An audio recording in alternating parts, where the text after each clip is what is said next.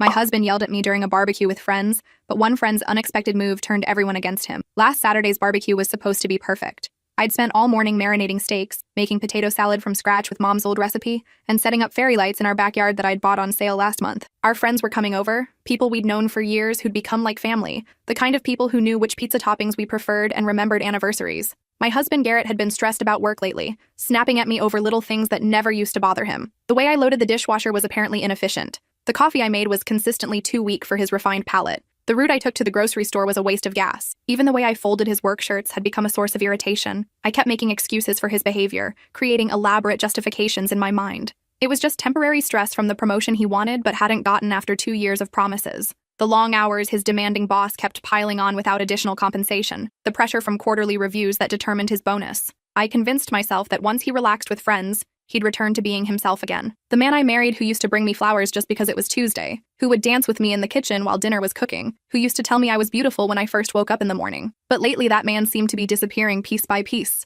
replaced by someone who found fault with everything I did. Small criticisms that individually seemed petty, but collectively made me feel like I was walking through an emotional minefield in my own home, never knowing what innocent action would trigger his displeasure next. The transformation had been so gradual I almost didn't notice it happening. It started with helpful suggestions that slowly morphed into corrections that eventually became outright criticism. When I mentioned feeling hurt by his tone, he'd explain that he was just trying to help me improve, that he noticed things because he cared about me. Somehow I'd gotten convinced that his constant feedback was a sign of investment in our relationship rather than a pattern of control. I'd stopped talking about the pottery classes I'd been taking on Thursday evenings because he'd made comments about the expense. I'd quit mentioning lunch dates with my sister because he'd point out how much money I was spending on restaurant meals. I'd even stopped humming while I did housework because he'd told me it was distracting when he was trying to work from home. Looking back, I could see how systematically I'd been erasing myself to avoid his criticism, but at the time it felt like I was just being considerate, accommodating, like a good wife should be. Everything started fine that Saturday evening. Everyone arrived around 6, bringing drinks and side dishes like we'd coordinated through our group text.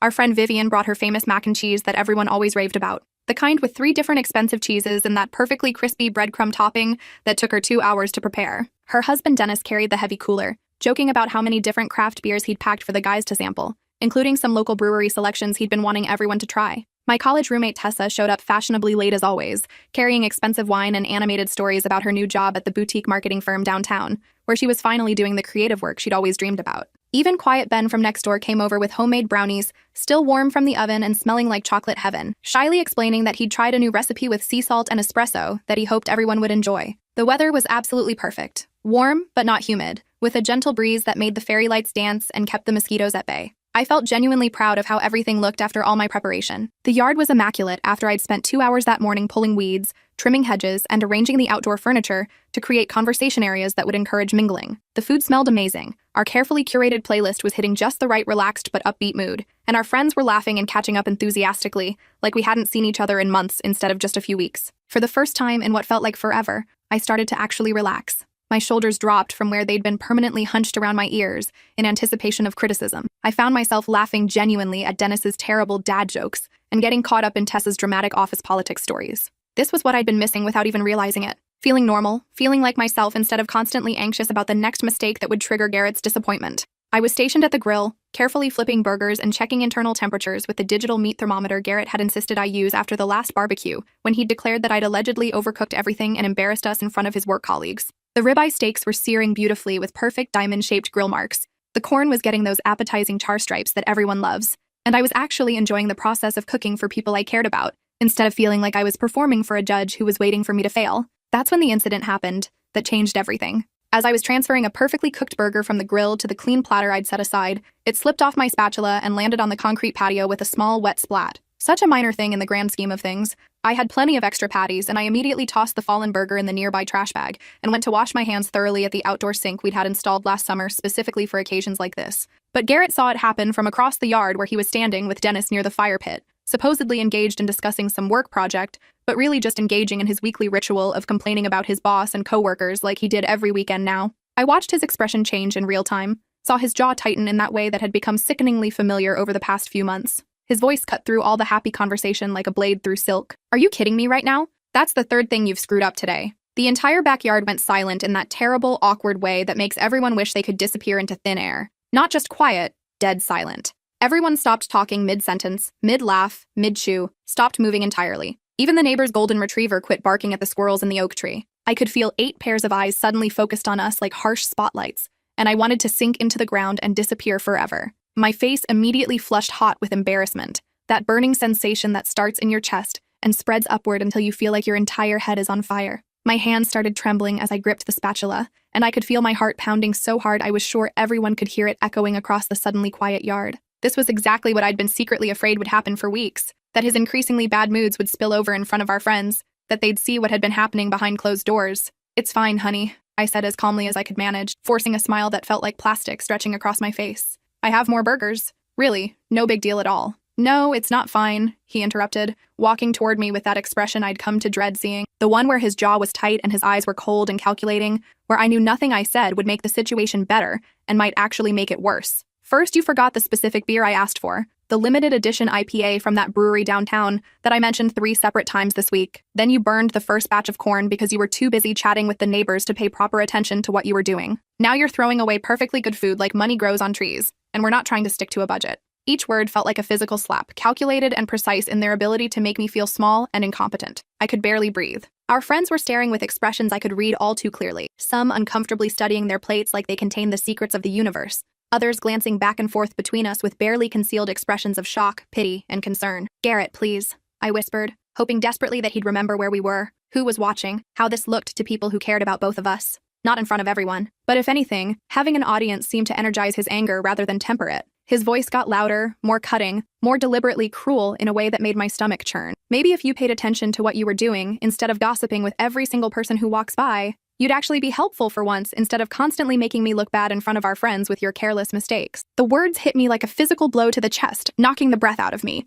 Making him look bad? I was the one making him look bad? I wanted to disappear completely, to run inside and hide in our bedroom until everyone went home and we could pretend this humiliation had never happened, to somehow rewind the last 5 minutes and do everything perfectly so this public shaming had never occurred. That's when Vivian stood up from the picnic table. She set down her fork very deliberately, the soft clink of metal against ceramic, somehow audible in the oppressive silence that had fallen over the backyard. She wiped her hands on her napkin with careful, precise movements, folded it neatly, and placed it beside her plate like she was preparing for something important. Then she walked straight over to where we were standing by the grill, with movements that were calm and controlled, but carried an unmistakable sense of purpose that made everyone in the backyard pay attention. Her face was serene, almost peaceful, but her eyes blazed with a fury I'd never seen from gentle, soft-spoken Vivian who taught Sunday school at the Methodist church and volunteered at the animal shelter on weekends. There was something in her posture, in the set of her shoulders, that radiated quiet authority and made the air itself feel electric with tension. Without saying a single word, she reached over and took the spatula from my shaking hands with a touch that was infinitely gentle. She moved me aside with a protective gesture, one hand briefly touching my shoulder in a way that somehow conveyed both comfort and strength, and positioned herself between Garrett and me like a human shield. Then she looked directly at my husband with those blazing eyes. "Sit down," she said in a voice I'd never heard from her before. It was quiet, barely above conversational volume, but it carried the weight of absolute, non-negotiable authority, ice-cold and completely final, like a judge delivering a verdict that could not be appealed. Garrett's eyebrows shot up in shock. He clearly hadn't expected anyone to interfere in what he probably considered a private marital discussion, especially not sweet, accommodating Vivian, who usually stayed out of any kind of confrontation and had never so much as raised her voice in all the years we'd known her. "Excuse me?" I said. "Sit down. You're done talking to your wife like that." The entire backyard held its collective breath. Dennis had gone completely still, his beer bottle frozen halfway to his mouth, his expression unreadable but his body language tense. Tessa was staring with wide eyes, her wineglass forgotten in her hands, her mouth slightly open in surprise. Ben looked like he wanted to sink into the earth and disappear entirely, but he was watching everything unfold with the intensity of someone witnessing a car accident. Vivian turned her back to Garrett with deliberate dismissal and addressed our stunned friends with a warm smile that somehow made her previous coldness even more intimidating by contrast. "Everyone, please continue eating and enjoying yourselves. The food is absolutely delicious as always." She looked at me with genuine kindness and pride that almost made me start crying right there. "You've really outdone yourself tonight. Everything tastes incredible, and this whole evening is just perfect." Garrett's face turned an alarming shade of red, the color climbing from his neck to his hairline like a thermometer measuring his rage. "Who the hell do you think you are, Vivian? This is my house and my wife." "Your wife," Vivian interrupted without turning around, still calmly tending to the grill like she'd done this 1,000 times before, "has been working since dawn to make sure everyone here has a wonderful time. She made all this food from scratch, spending her own money and her entire day. She cleaned and decorated and planned every single detail to perfection because she wanted all of us to enjoy ourselves and feel welcome. While you've been sitting there drinking beer and finding fault with everything she does like some kind of restaurant critic instead of her partner." She started flipping the remaining burgers with practiced ease, her movements confident and sure. "Dennis, honey, could you grab the cooler and make sure everyone has fresh drinks?" I think some people might be ready for another beer. Dennis immediately jumped up, clearly grateful for something concrete and useful to do that would break the tension. Of course, sweetheart. Absolutely. I stood there in complete shock, watching this quiet woman I'd known for 3 years completely take charge of my kitchen, my grill, my entire social situation with the kind of natural authority that comes from absolute moral certainty. And somehow, instead of feeling embarrassed that someone had to rescue me like I was some helpless victim, I felt something else entirely washing over me. Relief so intense it made my knees weak. Gratitude so profound I thought I might start crying, like someone had finally seen what was happening to me and decided it wasn't acceptable. Garrett looked around the backyard desperately, clearly expecting support from the other men, from someone, anyone who would back him up in what he probably saw as an assault on male authority and the natural order of marriage. Instead, he found everyone deliberately avoiding his gaze with the kind of studied intensity that speaks louder than any words could. Tessa was suddenly fascinated by the wine label, reading it like it contained the most important poetry ever written. Ben was helping Dennis with the drinks without being asked, moving with the quick efficiency of someone trying to avoid becoming collateral damage in a conflict that was escalating beyond anyone's comfort level. "This is absolutely ridiculous," Garrett muttered, but his voice had lost its commanding edge entirely. He could sense the fundamental shift in the room, the way power had somehow been transferred from him to this small woman who was calmly grilling meat like nothing particularly dramatic had happened. Vivian finally turned to face him again, and when she spoke, her voice carried the kind of quiet moral authority that made everyone in earshot feel compelled to listen carefully to every single word. "What's ridiculous is a grown man throwing a tantrum in front of his friends because his wife accidentally dropped a piece of meat. What's ridiculous is humiliating and berating someone who loves you in front of people who care about both of you. What's ridiculous is treating your partner like she's your employee who can't do anything right instead of your equal who deserves basic respect." She handed me a fresh burger patty from the package with a reassuring smile that somehow managed to be both protective and empowering. "Here, sweetie. This one's absolutely perfect. Just like everything else you've done tonight." The simple kindness in her voice almost broke me completely. I'd forgotten what it felt like to have someone be genuinely gentle with me instead of constantly finding fault, to have someone see my efforts and appreciate them instead of dismissing them as inadequate. When was the last time Garrett had spoken to me with that kind of warmth and appreciation? When was the last time he'd noticed something I'd done well instead of something I'd supposedly done wrong? But Garrett wasn't finished with his attempt to regain control of the situation. He tried one more time to reassert his dominance, to frame this as everyone misunderstanding his legitimate concerns about household management and financial responsibility. "You don't know what you're talking about, Vivian. You don't know anything about our marriage or our dynamic or how we communicate with each other." "I know enough," she cut him off, and now there was unmistakable steel in her voice. The kind of hardness that comes from someone who has lived through something similar and refuses to watch it happen to someone else. "I know your wife has been making excuses for your behavior for months, maybe longer. I know she's been walking on eggshells around you, trying to anticipate your moods and keep you happy while you treat her like she's your personal servant, instead of your partner and equal." The backyard was so quiet I could hear everything. The sizzle of meat on the grill, the distant sound of children playing in another yard, the hum of our neighbor's air conditioning unit cycling on, the rustle of leaves in the breeze that had seemed so pleasant just minutes before. I've watched her apologize for things that weren't remotely her fault. I've seen her shrink herself smaller and smaller to avoid setting you off over increasingly petty things.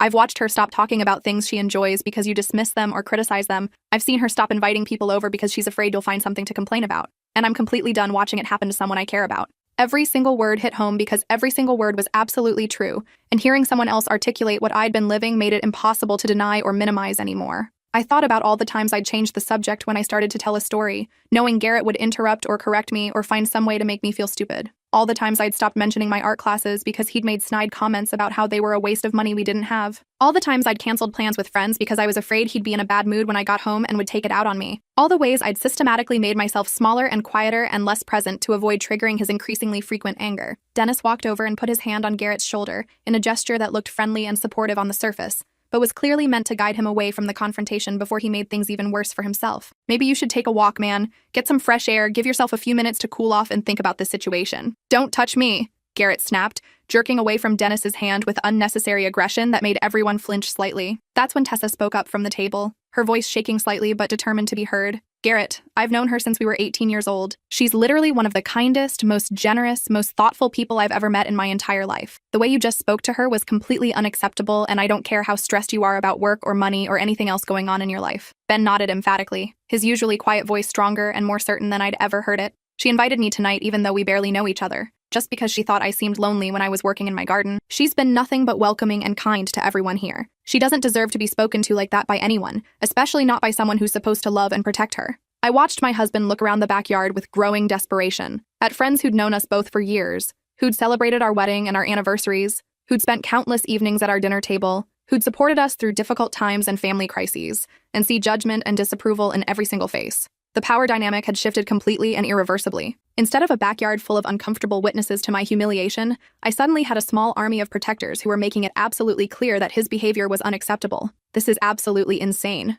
Garrett said, his voice getting higher and more desperate with each word. "You're all ganging up on me over nothing, over one stupid hamburger that doesn't even matter in the grand scheme of anything." "It's not about the hamburger and you know it," Vivian said firmly, never pausing in her careful attention to the grill. "And we're not ganging up on you. We're standing up for someone who deserves so much better than what just happened here. Someone who deserves to be treated with basic respect and kindness, especially by the person who supposedly loves her most in the world." She looked at me with genuine concern and consideration. "Honey, how would you like these burgers done? They're almost ready and they look absolutely perfect." It was such a simple question, but it hit me like a revelation that changed everything I thought I knew about my own worth. She was asking me what I wanted. She was treating my preferences as important and valuable, my opinion as worth seeking out and respecting. When was the last time anyone had done that? When was the last time Garrett had asked what I wanted instead of telling me what I was doing wrong, or how I should do things differently to meet his standards? "Medium well," I managed to say through the tightness in my throat that was threatening to turn into tears. "Everyone usually likes them medium well." "Perfect," she said with a smile that somehow managed to make me feel like I'd just solved the world's most important problem. "These are going to be absolutely delicious, just like everything else you've prepared for us tonight."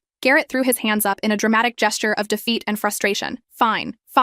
I'll go inside since apparently I'm the villain here now. Since apparently caring about wasted food and wanting things done properly makes me some kind of monster in everyone's eyes." "Actually," Vivian said without looking at him, focused entirely on transferring perfectly cooked burgers to a clean platter, "I think that's an excellent idea. It'll give everyone a chance to enjoy dinner in peace and really appreciate all the incredible work that went into making this such a special evening." As he stormed toward the sliding door that led into our kitchen, Dennis called after him, his voice still friendly, but with an unmistakable undertone of firmness. "The offer to talk still stands, man, but only if you're willing to have a real conversation about what just happened instead of taking your frustration out on someone who doesn't deserve it." The sliding glass door slammed behind him hard enough to rattle the frame and make everyone jump slightly. For a long moment, nobody moved or spoke. The silence stretched out, filled with the sound of meat still sizzling on the grill, and all the normal background noise of suburban evening life that suddenly seemed very loud in contrast to the tension that had just dissipated. Then Vivian started laughing. Not mean or mocking laughter, but the kind of relieved, slightly hysterical giggle that comes after successfully diffusing a dangerous situation. "Well," she said,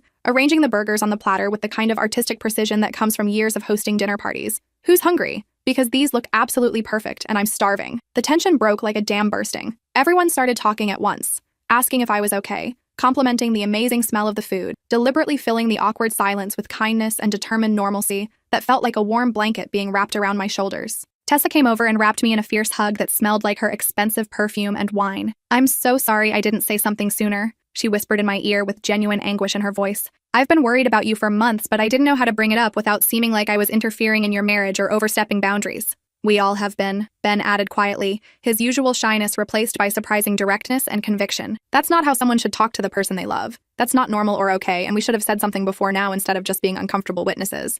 Dennis started filling plates with practiced efficiency, making sure everyone had exactly what they wanted, asking about preferences for condiments and sides, keeping the conversation flowing with stories about his latest home improvement disasters, and questions about everyone's work and families that gradually restored a sense of normalcy to the evening. Vivian moved seamlessly between helping serve the food and checking on me, making sure I had something to eat, making sure I felt included in the conversation instead of like the victim of some dramatic scene that everyone was trying to pretend hadn't happened while secretly analyzing every detail. As the evening progressed and people gradually relaxed back into normal socializing, something fundamental shifted inside me. I'd spent so many months making excuses for Garrett's behavior, normalizing his constant criticism and anger, that I'd completely forgotten what healthy relationships actually looked like in practice. Watching my friends' horrified reactions to what I'd come to accept as routine was like seeing my marriage through clear eyes for the first time in way too long. This wasn't normal. This wasn't okay. This wasn't what love was supposed to feel like on a daily basis. We eventually moved to the fire pit that Dennis had gotten going with expert efficiency, roasting marshmallows and talking about everything except what had just happened. But I could feel the change in how everyone treated me, more gently, more carefully,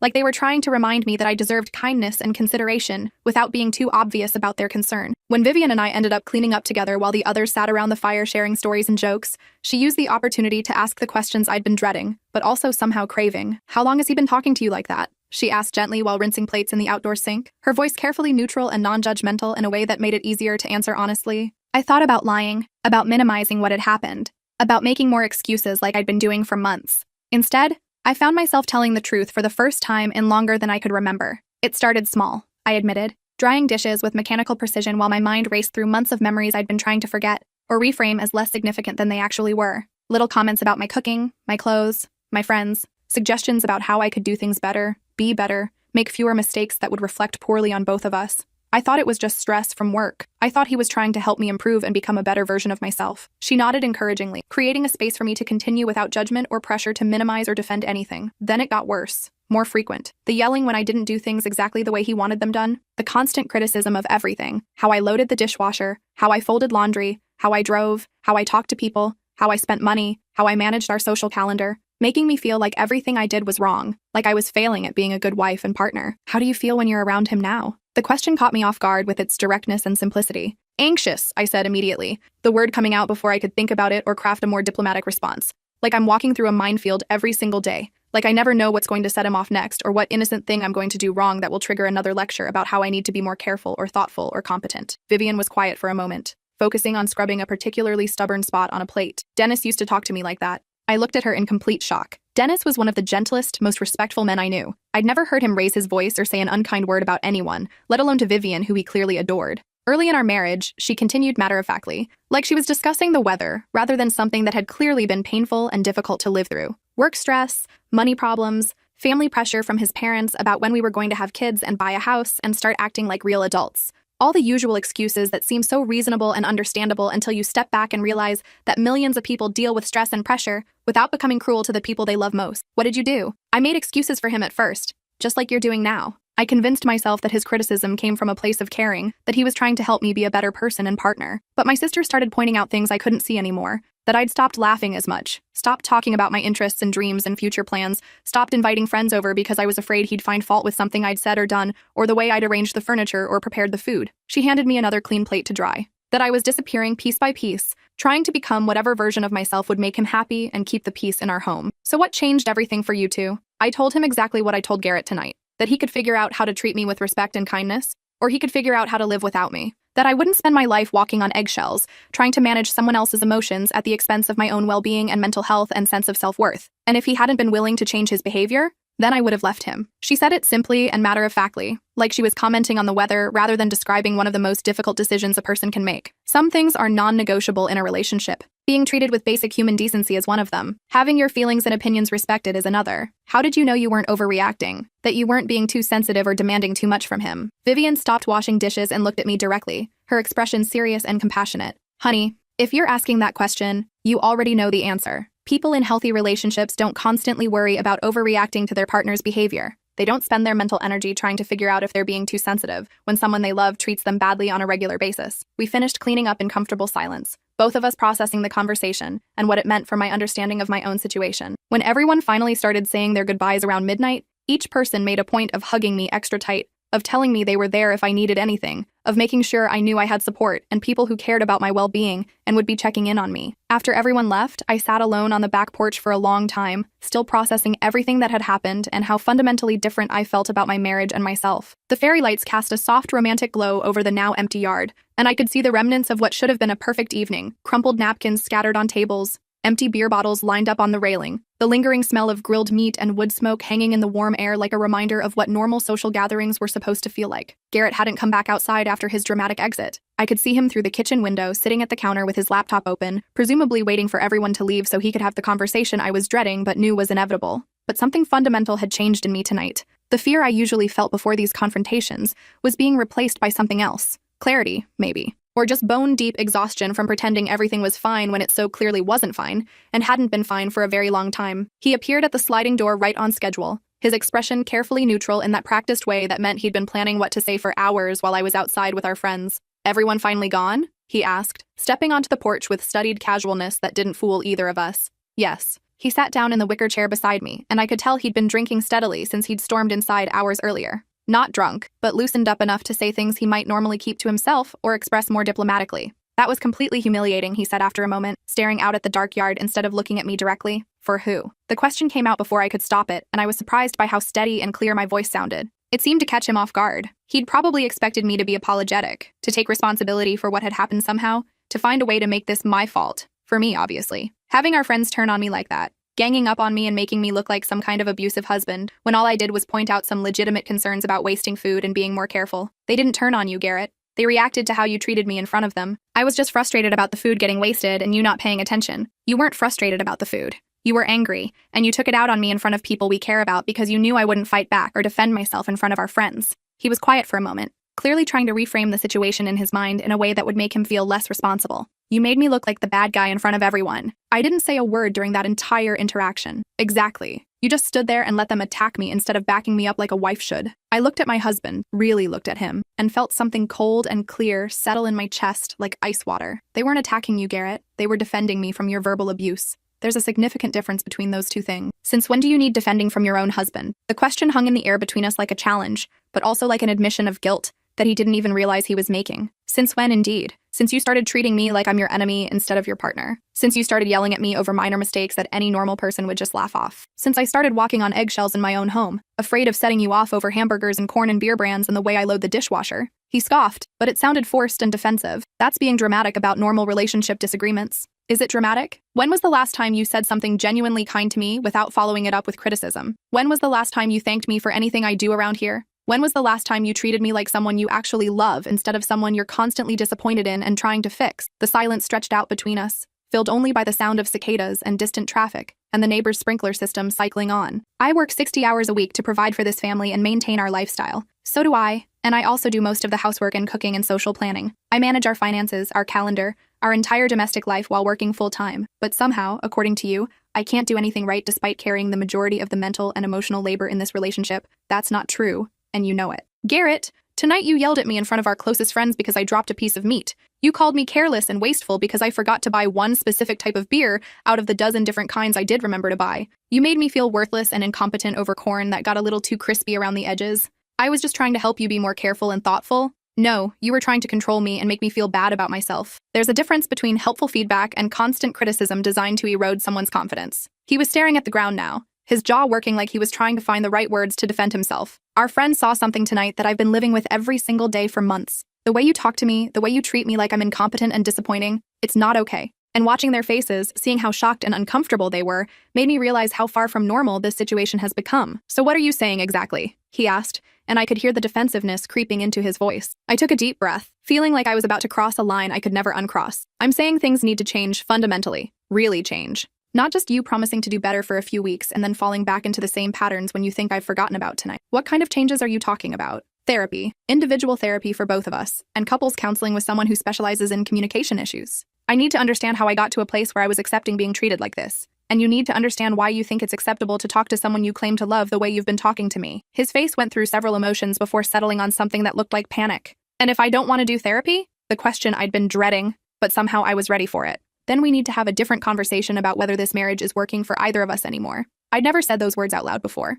They felt terrifying and liberating at the same time, like finally admitting something I'd been trying not to think about for months. He sat in silence for what felt like forever, and I could practically see the wheels turning in his head as he tried to figure out how serious I was, whether this was just post-party emotions or something more permanent that he needed to worry about. Finally, he looked at me with something that might have been genuine fear. I don't want to lose you. Then stop treating me like you've already lost respect for me. Stop making me feel like everything I do disappoints you. I do respect you.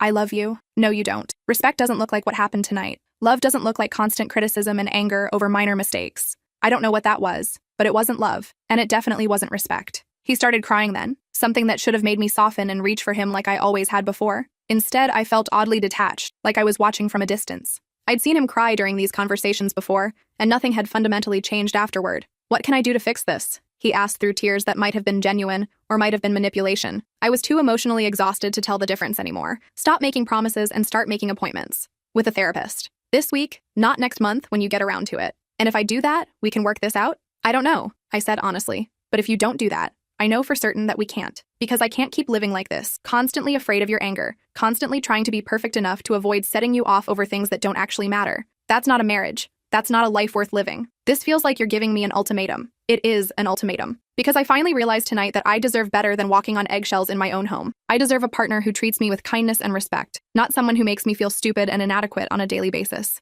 We sat in silence after that, both of us processing what felt like a fundamental shift in the power dynamic of our relationship. Eventually, he went inside, mumbling something about having an early meeting the next morning. I stayed on the porch until almost 3 a.m, thinking about everything Vivian had said, about the looks on my friends' faces, about how different I felt when people treated me with genuine kindness instead of constant criticism. The next morning, Garrett made an appointment with a therapist. Not the dramatic gesture I might have expected, just a quiet phone call during his lunch break and a text letting me know he'd found someone who specialized in anger management and could see him twice a week starting the following Wednesday. It's been 10 months now, and things are genuinely different. Not perfect. Recovery from this kind of toxic dynamic is slow and sometimes painful, but fundamentally, substantially different in ways that matter. Garrett's individual therapy helped him understand that his behavior had absolutely nothing to do with my performance as a wife, and everything to do with his own issues with control, stress management, and learned patterns from watching his father treat his mother the same way. He learned that criticism, disguised as helpfulness, is still criticism, and that love doesn't require constantly trying to fix or improve your partner. My own therapy helped me understand how I'd gradually allowed my boundaries to erode, how I'd gotten so focused on managing his emotions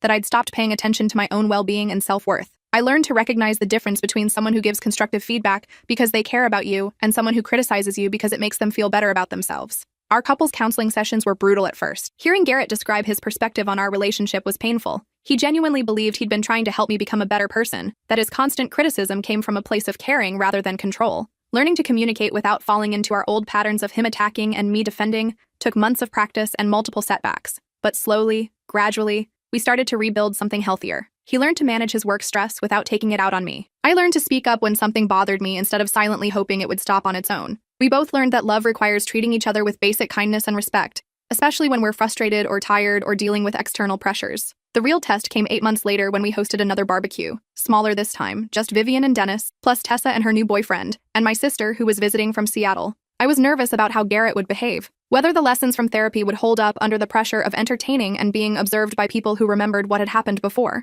When I accidentally knocked over a bowl of homemade guacamole, spilling it all over our new patio table, I held my breath and waited for the familiar surge of criticism and anger. Instead, Garrett just grabbed paper towels and started cleaning it up without missing a beat in his conversation with Dennis. "No big deal," he said casually when I started to apologize. I wasn't that hungry for chips anyway. Besides, this gives me an excuse to try that new place downtown that everyone's been talking about. It was such a small moment, but it felt like everything had changed. The absence of anger, of blame, of making me feel stupid for a simple accident. Just practical problem solving and moving on with our evening. Later, when Dennis complimented the steaks and asked about my marinade recipe, Garrett jumped in to brag about my cooking skills and how I'd spent the whole afternoon preparing everything from scratch. When Vivian mentioned how beautiful our yard looked with the new flower beds I'd planted, he made sure to give me credit for all the work I'd put into the landscaping and how much research I'd done to choose plants that would thrive in our soil conditions. After everyone left, he helped clean up without being asked, and we sat on the porch talking about our upcoming vacation plans and a documentary we both wanted to watch, just enjoying each other's company in a way we hadn't been able to do in years. "Thank you," he said quietly as we were getting ready for bed. "For what?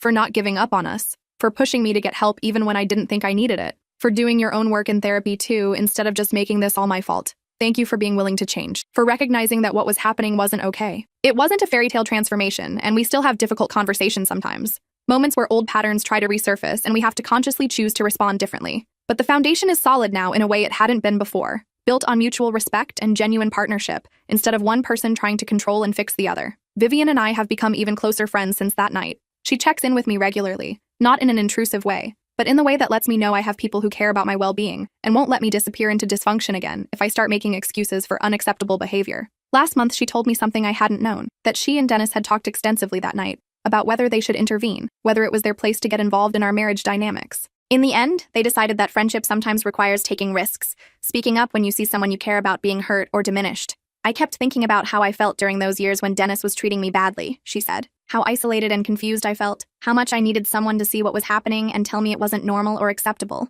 I couldn't watch you go through that same thing without saying something, even if it meant potentially damaging our friendship. What if I had gotten angry at you for interfering? Then I would have respected that and stepped back. But I had to try. Sometimes love means making people uncomfortable in order to protect them from something worse that they can't see clearly because they're too close to the situation." That barbecue taught me so many fundamental things about relationships, about friendship, about self-worth, and what I'm willing to accept in my life. It showed me the difference between people who say they love you and people who actually behave in loving ways consistently. It demonstrated what real support looks like when someone you care about is in trouble, but might not recognize how bad things have gotten. Most importantly, it gave me the courage to demand better, not just from my husband, but for myself as a human being who deserves basic respect and kindness. To recognize that I don't have to accept being treated poorly, that walking on eggshells isn't a normal way to live in your own home, that love should make you feel safe and valued rather than constantly anxious and criticized. Sometimes it takes an outside perspective to help you see clearly what's happening in your own life when you've become too accustomed to dysfunction. Sometimes it takes someone else's courage to help you find your own voice and strength. That night, Vivian didn't just defend me from my husband's public anger and humiliation, she showed me what it looked like when people who truly care about you refuse to let you be diminished, dismissed, or treated as less than you deserve. She reminded me that I was worth defending, worth fighting for, worth so much more than what I had been accepting as normal. And in doing so, she gave me the strength and clarity to fight for myself and demand the kind of relationship I actually deserved. Our marriage survived and eventually thrived, but only because both of us were willing to do the hard work of changing fundamental patterns that had become toxic. Only because I finally found my voice and set boundaries that I was willing to enforce. Only because Garrett was ultimately willing to confront his own behavior and take responsibility for the harm he'd been causing. But even if our marriage hadn't survived, even if he'd refused therapy or continued treating me badly, that night would still have been a turning point. Because it was the night I remembered my own worth, the night I stopped accepting unacceptable treatment, the night I learned that I had friends who loved me enough to risk their own comfort to protect my well-being. That barbecue changed everything, and I'm grateful every day that Vivian had the courage to stand up and say what everyone was thinking, but nobody else was brave enough to voice. Sometimes it takes a friend willing to risk everything to save you from a situation you can't see clearly anymore. And sometimes that intervention changes not just one evening, but the entire trajectory of your life.